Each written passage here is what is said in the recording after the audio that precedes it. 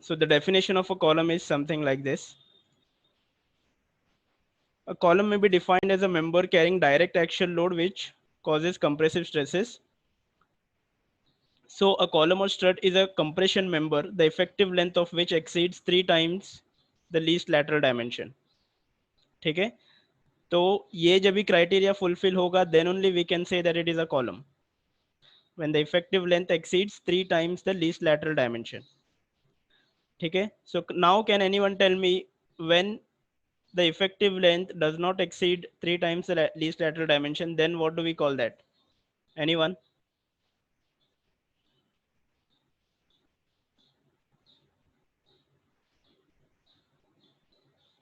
Yes, किसी को पता है? When it does not exceed, then what do we call that member?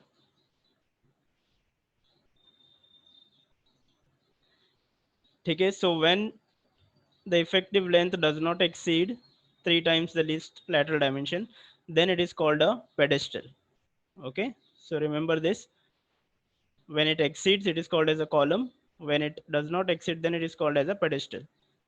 So now let us see what is a strut. So when a member carrying mainly axial load is vertical, it is termed as a column, while if it is inclined or horizontal, it is termed as a strut. So that is the basic difference between a strut and a column.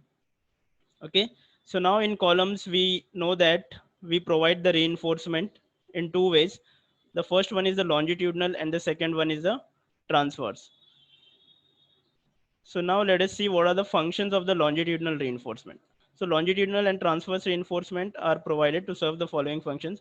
A minimum area of longitudinal steel is provided in the column whether it is required from the load consideration. So now can anyone tell me why do we provide longitudinal reinforcement in a column? So what function does it serve? Okay, so what is the main purpose of the longitudinal reinforcement?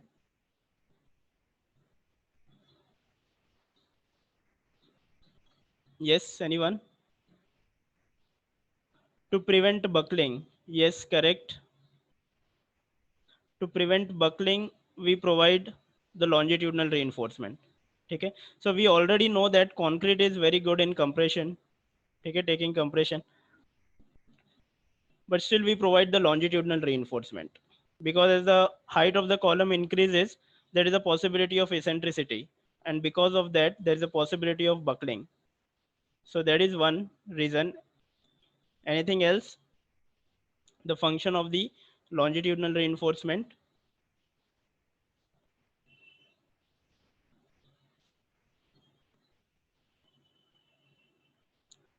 Okay, so now let us see what are the functions of the longitudinal reinforcement. So first is to share the vertical compressive load, thereby reducing the overall size of the column. So the longitudinal reinforcement actually shares the compressive load, as I've already told you. Concrete itself can take compression, but it also shares the compressive load, the longitudinal reinforcement, and thereby it helps in reducing the overall size of the column. Second is to resist the tensile stresses caused in column by eccentric load, moment, or transverse load. Okay, to resist the tensile stresses also, longitudinal reinforcement is provided. Next is to prevent sudden brittle failure of the column and then to impart certain ductility to the column. So we know that steel imparts ductility to the member. So that is one of the reason. And then to reduce the effect of creep and shrinkage due to sustained loading. Okay, so these are the functions of the longitudinal reinforcement. So you can be asked a theory question in the question number 1 also. What are the functions of the longitudinal reinforcement? So this you can answer. Okay, I hope this is very self-explanatory and clear to you. So now next, let us see the transverse reinforcement. Okay.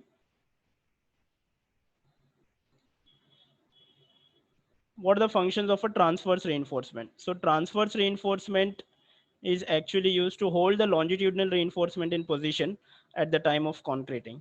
So you know that what is a transverse reinforcement? Take a longitudinal reinforcement is along the length of the column, and transverse is which is Across. yes. Sir across होता है ना transverse info? Yes, across the longitudinal. Okay, so it is tied to the longitudinal reinforcement. Okay.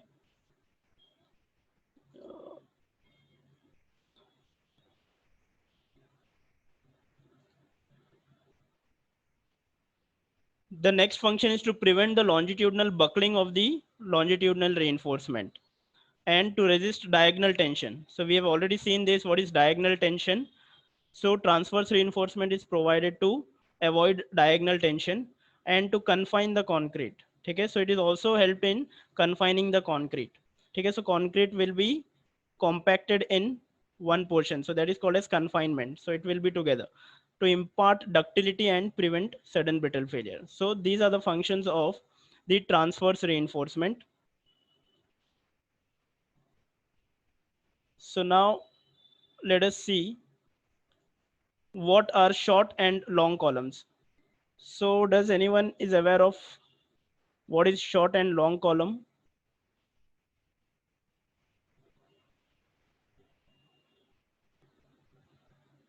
When do we say that the column is short and when do we say that the column is long? When effective length is greater than 12 meter, then it is long column.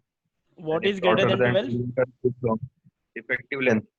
When the effective length is greater than 12, it is long column. What's your And name? Avesh Sheikh. Aves. So what Aves is saying, is that correct? Others? So it's partially correct. We can say probably it's the slenderness ratio. Okay, exactly. So when the slenderness ratio is greater than 12, it is a So when it's more than 12, it's known as a long column, and when it's below 12, it's known as a short column. okay. So you told slenderness ratio. So can you tell me what is slenderness ratio? So is the effective ratio of effective length to the least lateral dimension. Okay, absolutely Means correct. LEX LEY upon D. Correct, correct. So that is the definition of a short and long column. So when the ratio of the effective length of the column to its least lateral dimension is less than or equal to 12, it is termed as a short column. And when it is greater than 12, it is called as a long column. Okay, so when it is greater than 12, it is called as a long column. So slenderness ratio is nothing but it is the ratio of the effective length of the column to its least lateral dimension. Okay, so either it can be x or y. So if you're taking x, so it is lex upon d, and if you're taking y, then ley upon b. It should be less than or equal to 12. Then it is called as a short column. So classification of columns can be classified on the basis of either it can be classified on the basis of shape or the material of construction or the type of the loading or the slenderness ratio. Okay, so this we are classifying on the basis of the slenderness ratio. So if I try to classify the columns on the basis of shapes, so which are the various types of columns in that case? Anyone?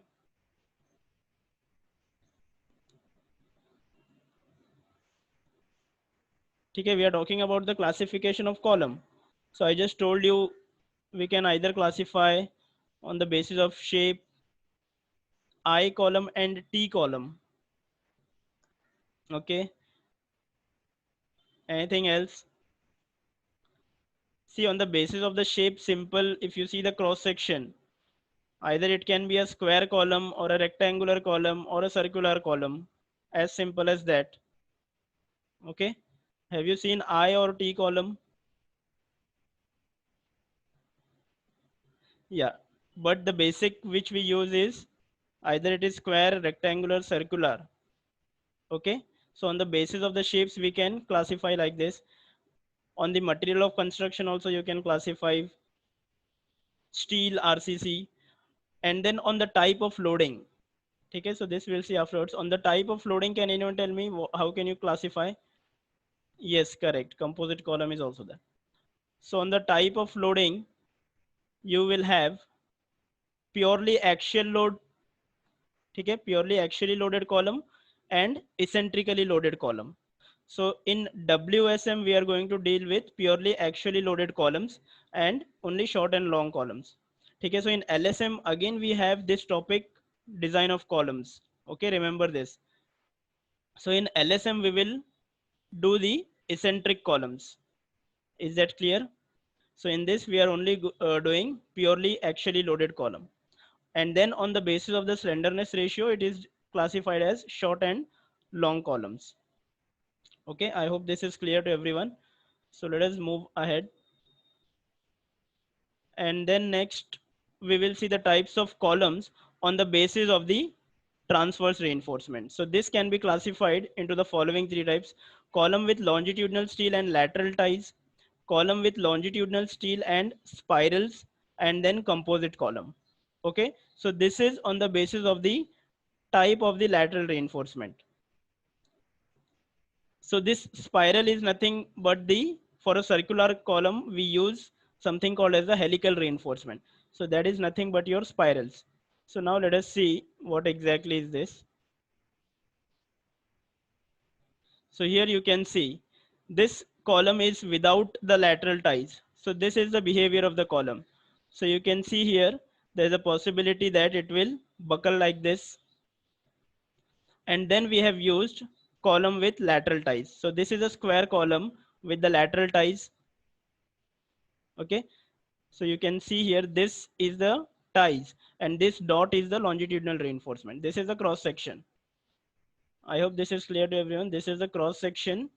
These dots 1 2 3 4 5 6, so these dots are the longitudinal reinforcement, and this you can see this is nothing but your ties, and this is a circular column with lateral ties. So even you can have a circular column with lateral ties. Okay, so this is the longitudinal section, this is a cross section. And then we also have circular column with spirals. So this I was talking about. This is also called as helical reinforcement. Okay, so this is important. You will have problems with helical reinforcement also, and we have a different criteria for that to satisfy. And then you have composite column. Okay, steel and RCC together. And this is column with spirals. So can anyone tell me what is the difference between this circular column with spirals and circular column with lateral ties? कुछ difference लग रहा है? Spirals goes in inclined direction, like cross. Okay, spirals are in inclined direction. Yes, what he said is correct. These Others? are continuous. Spirals are continuous, and lateral ties are like stirrups after Yes. every spacing. Yes, absolutely correct. So I hope everyone understood what he said. So this what we are doing is, okay, one lateral tie we are continuously just using this throughout. Okay, so this is continuous.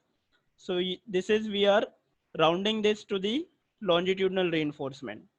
So that is the difference. This is also called as a helical reinforcement. Okay. So these are the different types on the basis of the lateral reinforcement. So now let us move ahead. Now we will see the load carrying capacity of a short column. So we have already discussed what is a short column and what is a long column. So the load carrying capacity of a short column is given by sigma cc into AC plus sigma SC into ASC. Okay. So this is short column with lateral ties, where P is what? Where P is the permissible axial load which the column can carry. Sigma SC is the permissible compressive stress in column bars. Sigma CC is the permissible compressive stress in concrete. AC is the area of concrete. ASC is the area of steel in compression, and AG is the gross area. So this is the main equation which you have to remember for solving the numericals on columns. The load carrying capacity of a short column. So I hope all the terms in the equation are familiar now. P is nothing but the load carrying capacity of the column. So basically you have to remember two things here, sigma CC and sigma SC. So I hope we have seen these terms already in the first topic. So sigma CC and sigma SC, does anyone remember the values for this?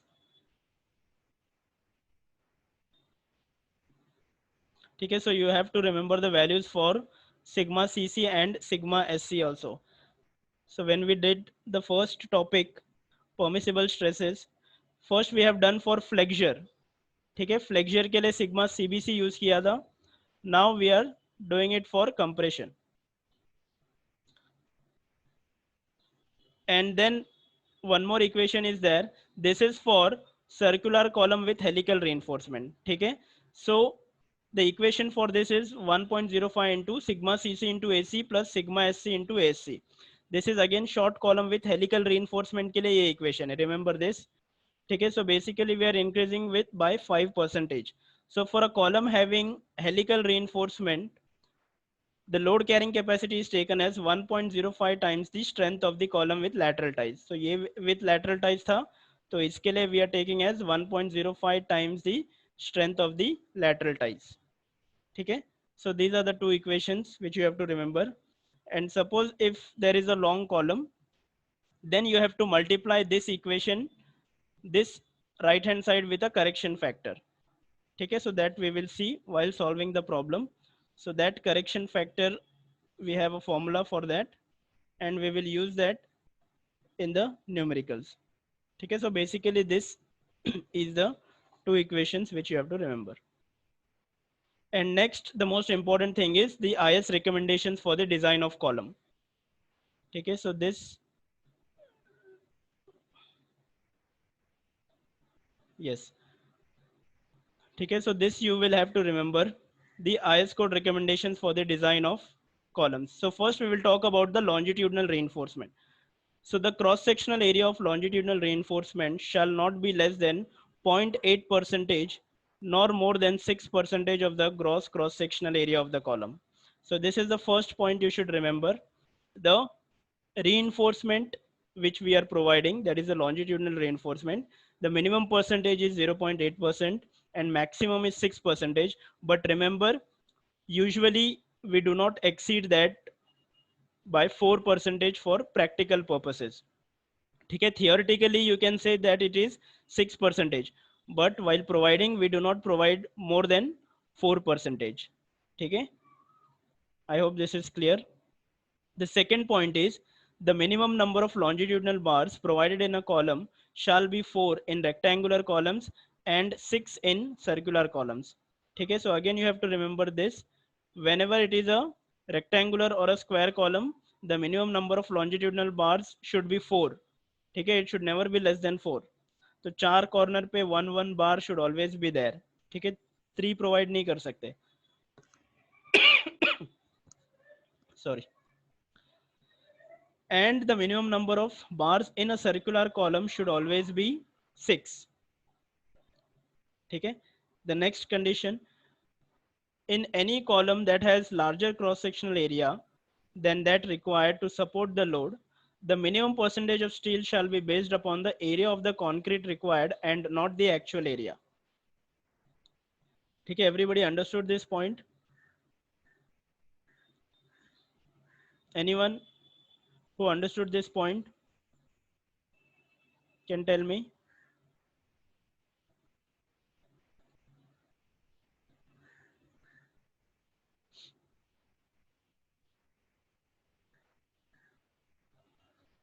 Yes. Okay, what this clause is saying, in any column that has larger cross-sectional area than that required to support the load, the minimum percentage of steel shall be based upon the area of concrete required and not the actual area. So you can just tell me yes or no whether you understood. If anyone understood, then he or she can just tell me.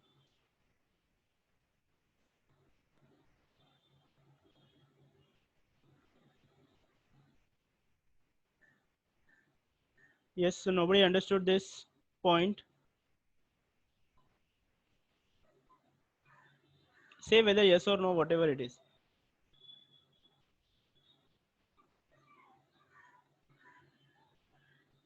Okay.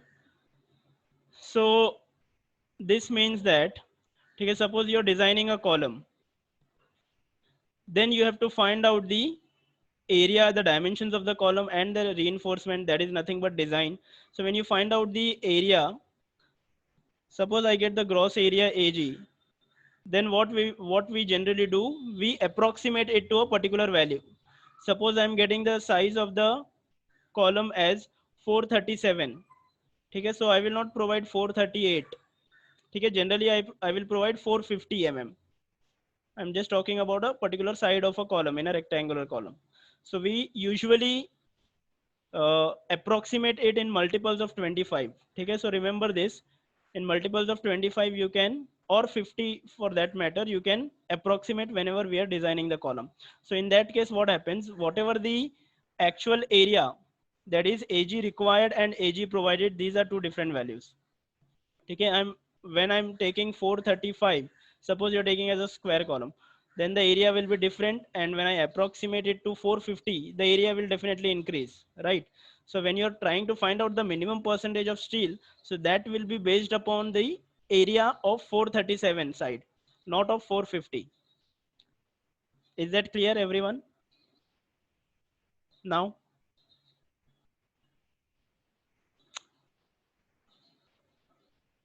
okay, so now let us move ahead. Okay, the bars shall not be less than 12 mm in diameter. So this is a basic thing which you should remember while designing the column. You will not select a diameter of the bar for longitudinal. We are talking about the longitudinal. For longitudinal, the diameter of the bar should never be less than 12 mm. And the spacing of the longitudinal bars measured along the periphery of the column shall not exceed 300 mm. ठीक है, ये भी तुमको ध्यान रखना है when you are designing a column. The spacing between the two longitudinal bar should not be more than 300 mm. ठीक है, सपोज तुम्हारा 450 mm साइज का स्क्वायर कॉलम है, then you will say I will only provide 4 columns, 4 bars at the corners. So this condition will not be satisfied. ठीक है, तो 2 बार का जो डिस्टेंस है in this case, तो 300 से exceed हो रहा है ना, so you have to provide another bar. Is this clear?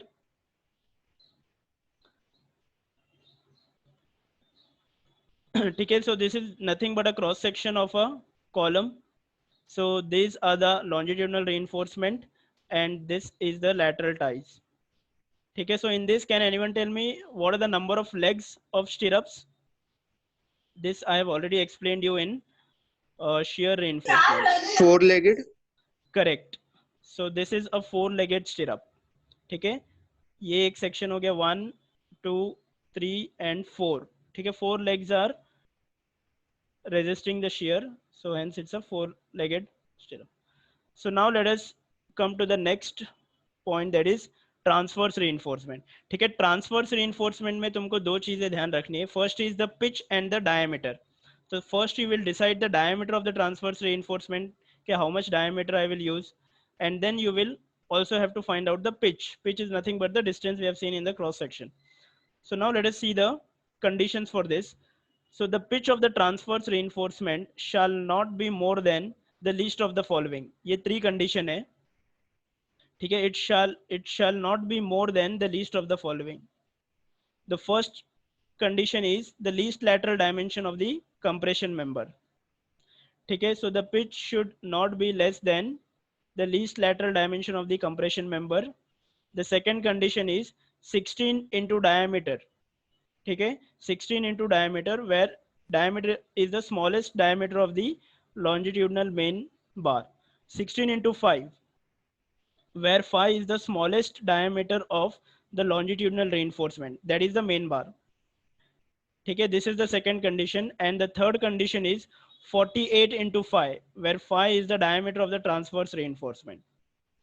ठीक है, ये 3 conditions you will have to check whenever you are finding out the pitch. Okay, so the pitch should not be more than the least lateral dimension, 16 times the diameter of the longitudinal bar, and 48 times the diameter of the transverse bar. Okay. Next, we will see the criteria for diameter. The diameter. Sir, should we write this? I will share this with you. So when we are doing the numericals, so you will have to write it again. So if you want to write, then you can just write it, no problem. The next one is the diameter. The diameter of the links or the lateral ties shall not be less than 1/4 of the diameter of the largest longitudinal bar. ठीक है, diameter whenever you're selecting for the transverse reinforcement, you have to make sure that it is not less than 1/4 of the largest longitudinal bar. अगर तुम्हारा longitudinal bar 16 mm का है, ठीक है, so 1/4 of 16 कितना हो गया? 4. ठीक है, so the diameter of the links should not be less than 4. And the second condition क्या है? It should never be less than 5 mm in any case. ठीक है, so basically you have to start with 6 mm. ठीक है, बस इतना याद रख.